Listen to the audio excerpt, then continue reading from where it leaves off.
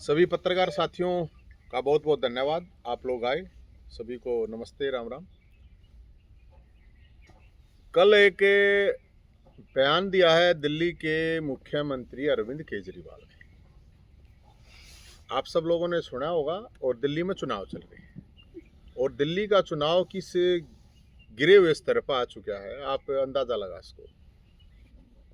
हमें तो किसी पार्टी से कोई मतलब है नहीं, लेकिन हरियाणा के लोग हैं तो हरियाणा में रह रहे हैं। तो आपने देखा होगा कि अरविंद केजरीवाल ने कहा है कि हरियाणा ने पानी में जहर मिला दिया है और दिल्ली के लोग तो बाल बाल बच गए, वरना लाखों लोग मारे जाते। पता नहीं कितने लोगों के साथ क्या होता। एक इतना धूर्त आदमी, एक इतने खतरनाक लेवल का पैनिक फैला के एक चुनाव जीतने के लिए, मुझे लगता है इससे बेशर्म बात कुछ नहीं हो सकती, इससे घटिया स्तर कुछ नहीं हो सकता। और ये गिरगिट से भी गिरा हुआ आदमी है, इसने सिद्ध कर दिया है अरविंद केजरीवाल ने। चुनाव है, चुनाव में अपनी राजनीति करें, अलग बात है, लेकिन मैं जानकारी के लिए आपको बता दूं कि ये बयान क्यों दिया गया है।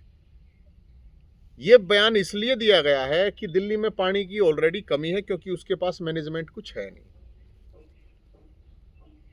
ये बयान अरविंद केजरीवाल ने इसलिए दिया है कि दिल्ली के लोग बाल बाल बच गए, हरियाणा में जहर मिला के पानी भेजा गया है कि जो पानी बेचने वाली कंपनियां हैं उनसे मोटा चंदा मुनाफा ले सके, जो दिल्ली में टैंकर माफिया है उससे पैसा ले सके, चंदा ले सके। और दिल्ली के लोगों में इतना पैनिक है कि हरियाणा के लाखों लोग दिल्ली में रहते हैं। हरियाणा के भाईचारा, यारी दोस्ती, रिश्तेदारी बहुत बड़े मात्रा में दिल्ली, आदि दिल्ली पे हरियाणा के लोगों का आना जाना है। तो दिल्ली में किस तरह का पैनिक इस आदमी ने फैलाया है। दिल्ली में हरियाणा से ही सब्जियां, दूध, कल नहीं ये भी कह सकता है कि हरियाणा के लोग जो है वो दूध में जहर मिला के ले आओगे, बच के रहना। ये 50 करोड़ के घर में रहता है और इसका करोड़ों रुपए का प्लांट लगा रखा है इसने। अब ये कहेगा हरियाणा के लोग ही हवा जहरीली फेंकते हैं, हरियाणा के लोग ही खाना। तो ये हरियाणा का तो ये गद्दार है ही, क्योंकि जहां जन्म लिया उस धरती को बदनाम करना कोई मतलब, एक गद्दार आदमी ही इस तरह की हरकत करेगा। तो चुनाव है, तो मेरा ये कहना है कि मैंने अभी देखा था अपना मुख्यमंत्री नायब सिंह सैनी ने बयान दिया है कि मैं मां नानी का केस दर्ज कराऊंगा। मां नानी का क्यों भाई? एफआईआर कराओ, इसके ऊपर एफआईआर करवा के इसको जेल में डालो, वरना ये लगेगा कि दोनों की सेटिंग है और कुछ नहीं है। और दोनों की सेटिंग के चक्कर में हरियाणा के लोगों को बदनाम किया जा रहा है, ये बिल्कुल सही नहीं है। ये जो कुछ दिन पहले आप लोगों ने देखा होगा, दिल्ली के स्कूलों को उड़ाने की धमकी मेल आईडी से मेल से आ रही हैं, ये इसकी भी जांच होनी चाहिए, किसने करवाई है। और जब कोई भी एक मानसिक रूप से उस तरह का आदमी भी अगर एक कोई कॉल कर देता है किसी भी तरह से, तो उस आदमी के ऊपर अभी पुलिस तुरंत एक्शन करती है। तो ये जो इतना बड़ा इसने पैनिक फैलाया है, तो या तो हरियाणा सरकार ये बताए क्या मतलब पानी में जहर है, और अगर पानी में जहर नहीं है तो फिर हरियाणा सरकार को तुरंत उस आदमी के ऊपर एफआईआर करनी चाहिए और तुरंत कार्रवाई होनी चाहिए। चाहे केंद्र सरकार है, चाहे राज्य सरकार है, और चाहे चुनाव आयोग है। इस चीज़ का क्लियर होना चाहिए कि हाँ, ये जो उन्होंने बोला है इसके पूरे मामले की तह तक जाएगी, उससे पूछताछ करनी चाहिए। पता करो कहाँ पे हो जहर, किसने मिलाया हो जहर। हरियाणा के लोगों को बदनाम करने के लिए यहाँ पे सरकार का मामला नहीं है, हरियाणा के लोगों का है। यही वो आदमी है जिसने हरियाणा को पानी देने से मना किया था। एसवाइल का पानी पंजाब में रोका गया था, जो पानी पाकिस्तान में जाता है। ये आरोप तो पाकिस्तान भी नहीं लगा रहा यार, इंडिया के लोग, भारत के लोग पानी में जहर मिला के भेज रहे हैं। ये तो पाकिस्तान भी नहीं कह रहा है, वो तो दुश्मन देश है। और ये किस तरह से घटना का वो बता रहा है कि बड़े बड़े युद्ध होते हैं वहाँ, इस तरह की चीज़ें होती हैं, चुनाव में ये चीज़ें हो रही हैं।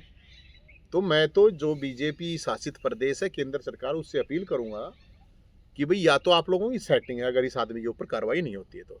इस तरह से हरियाणा के लोगों को बदनाम करना और इस तरह की बयानबाजी करना, मुझे लगता है कि ये बहुत सोची समझी एक साजिश और एक पैनिक और एक चंदा उगाएगी ताकि पानी बेचने वाली कंपनी और टैंकर माफिया से ये अपना उगाई कर सके, ताकि लोग सामान्य जो पानी है वो पीना बंद कर दें।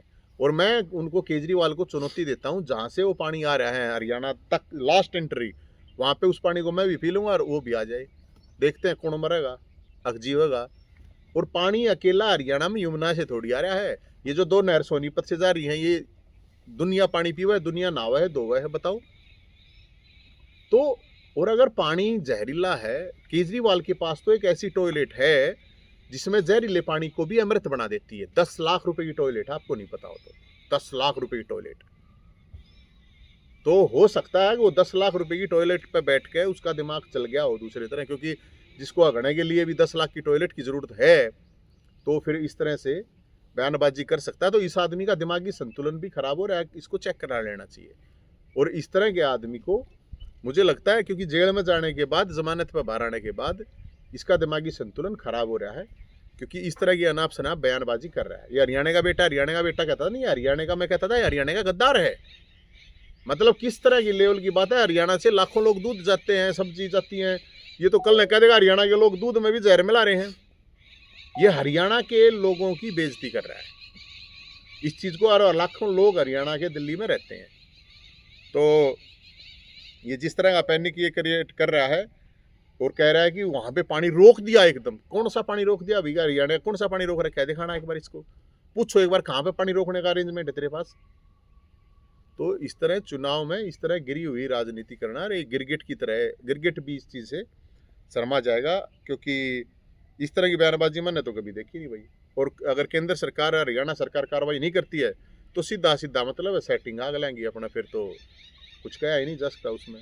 लेकिन कम से कम हरियाणा और मैं मुख्यमंत्री सैनी साहब से कहूँगा, FIR करा, FIR है, ये मानहानि का केस क्यों है? मानहानि का केस है, इतना बड़ा पैनिक। मैं अभी ये फोन करके मैं कुछ इस तरह की बात कह दूंगा जिससे लोगों में पैनिक फैल रहा है, तो तुरंत पुलिस का काम है ना, अरेस्ट करेगी, तुरंत पूछेगी ना के है के नहीं।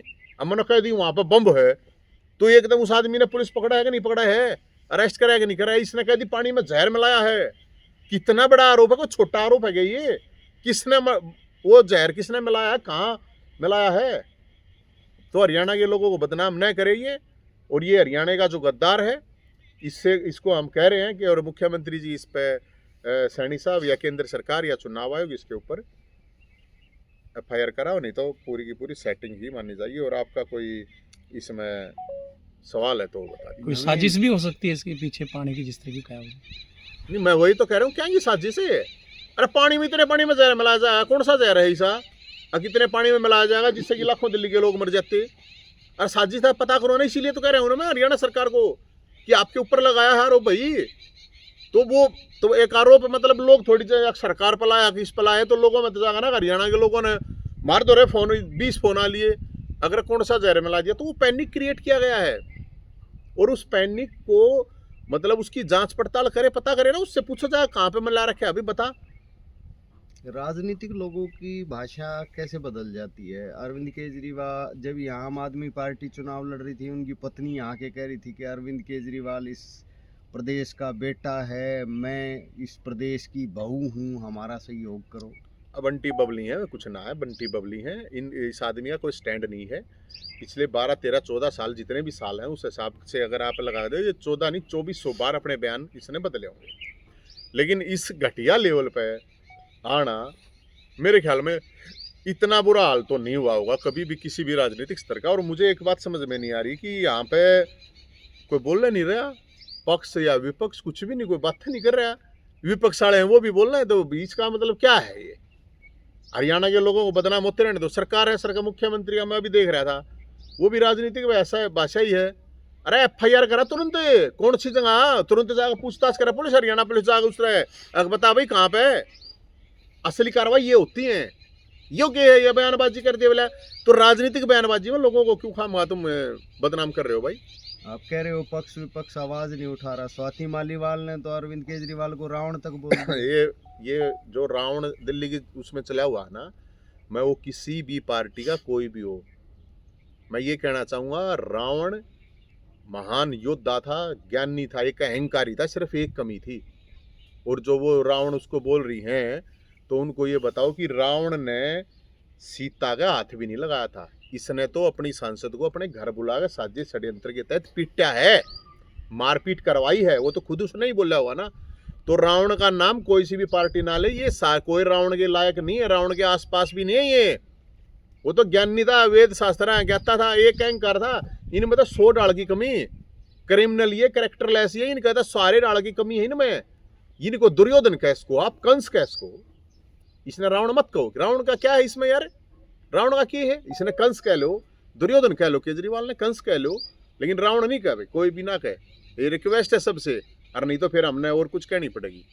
यमुना दिल्ली के चुनाव में बहुत बड़ा मुद्दा बना हुआ है, चाहे बीजेपी हो चाहे कांग्रेस हो, एक ही बात कि यमुना की सफाई नहीं हुई, यमुना की सफाई नहीं हुई। इस बात को लेकर के क्या उस चीज़ को छुपाने के लिए ये इस तरह के आरोप प्रत्यारोप हैं? ये पैसे खाने का काम था और कुछ नहीं था। यमुना मैया जो है उसकी सफाई ये कभी हो भी नहीं गई, ये करें भी नहीं गए।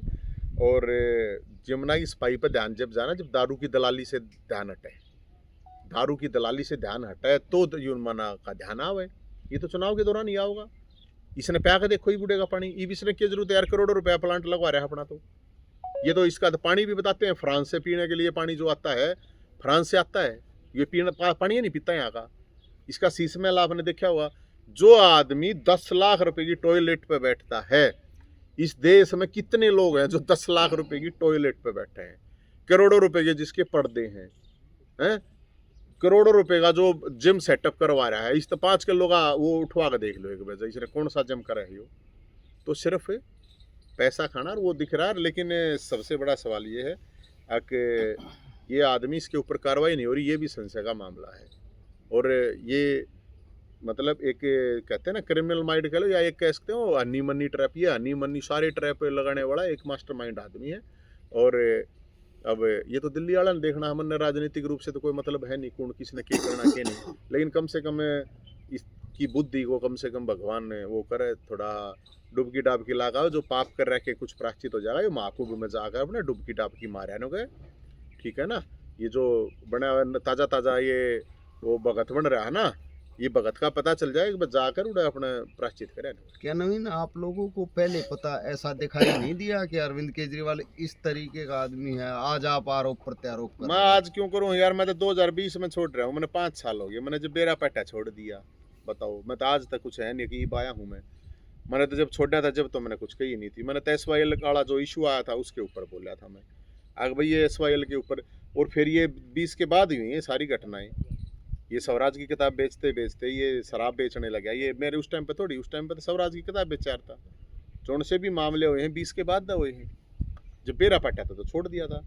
लेकिन मैं तो इसको तुरंत FIR करवा के इसके ऊपर कार्रवाई होनी चाहिए, नहीं तो सीधा सीधा समझा जाएगा कि ये सेटिंग है और ये एक नूरा कुश्ती चल रही है और कुछ नहीं है। लोगों को पता आभास नहीं हुआ कभी पहले, 20 से पहले कभी ये आभास नहीं हुआ कि, क्योंकि सत्ता तो इनकी 20 से पहले बन चुकी थी। हाँ 20 क्यों यार, मैं तो 2007-8 से हूँ। मैं तो 12 साल देख लिया था जब बता गया था, छोड़ गया। और क्या काम मैंने कोई वो थोड़ी था। मैं तो ये कह रहा हूँ अभी इसका अगर सही में सरकार अगर काम करे, इसकी सारी जांच पड़ताल कराए, तो मुझे लगता है देश का सबसे धूर्त और सबसे बेईमान आदमी ये निकलेगा। और नहीं निकले तो मेरे को बता दो भाई, इसका नार्को टेस्ट करवा लो, इसका नार्को टेस्ट करवा लो, इसका वो कौन सा झूठ बोलने की मशीन पर इसने बैठा लो।